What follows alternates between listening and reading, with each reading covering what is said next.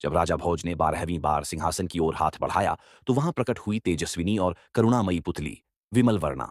उसकी आंखों में दया थी, लेकिन स्वर में लौह जैसी दृढ़ता। वह बोली, राजा भोज, क्या तुम अपने सिंहासन पर बैठे बैठे उन लोगों की पीड़ा को महसूस कर सकते हो जो कभी रोशनी देख नहीं पाए? क्या तुम न्याय कर सकते हो जब आंखें नहीं देख पा रही हों, केवल आत्मा की पुकार सुनाई देती हो? यदि हाँ तो सुनो विक्रमादित्य की एक करुणा और न्याय से भरी कथा। एक बार उज्जैनी के बाजार में एक वृद्ध अंधी स्त्री ने मदद की गुहार लगाई। वह एक विधवा थी और कह रही थी कि बाजार के एक अमीर व्यापारी ने उसकी सोने की बाली चुरा ली है। व्यापारी हंस पड़ा। अंधी औरत क्या जाने किसने लिया, बिना देखे किसी पर इल्जाम लगाना पाप है। लोगों ने भी उसे झूठा समझा और भगा दिया। पर जब यह बात राजा विक्रमादित्य तक पहुंची, उन्होंने स्वयं उस वृद्ध स्त्री को बुलवाया। राजा ने पूछा, मां, तुमने कैसे जाना कि उसी व्यापारी ने तुम्हारी बाली ली?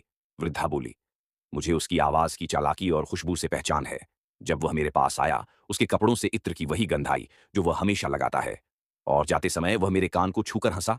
मेरे पास कुछ था ही नहीं, बस वह एक बाली बची थी, वही वह ले गया। राजा ने तुरंत उस व्यापारी को बुलवाया। वह फिर बोला, महाराज, यह औरत झूठ बोल रही है, मैंने कुछ नहीं लिया। राजा ने आदेश दिया, तुम्हारे वस्त्रों और घर की तलाशी ली जाएगी। यदि दोषी न निकले तो वृद्धा को दंड मिलेगा। तलाशी ली गई और व्यापारी के गद्दों के नीचे से वही सोने की बाली मिली। अब व्यापारी कांपने लगा और घुटनों पर गिर पड़ा। उसने रोते हुए कबूल किया कि उसने वृद्धा को लाचार देखकर मजाक में बाली चुरा ली थी। राजा ने व्यापारी को जनता के सामने सेवा और दान की सजा दी कि वह 1 वर्ष तक अंधों और विकलांगों की सेवा करेगा। वृद्धा को उसके सारे अधिकार और सम्मान के साथ नगर में पुनः स्थापित किया गया। राजा भोज, क्या तुम किसी लाचार, अंधे और बेसहारे के न्याय की रक्षा कर सकते हो जब सारा दरबार उसका मजाक उड़ाता हो? यदि नहीं तो यह सिंहासन तुम्हारे लिए नहीं बना है। ये कहकर विमल वर्णा भी प्रकाश सी धूप में विलीन हो गई।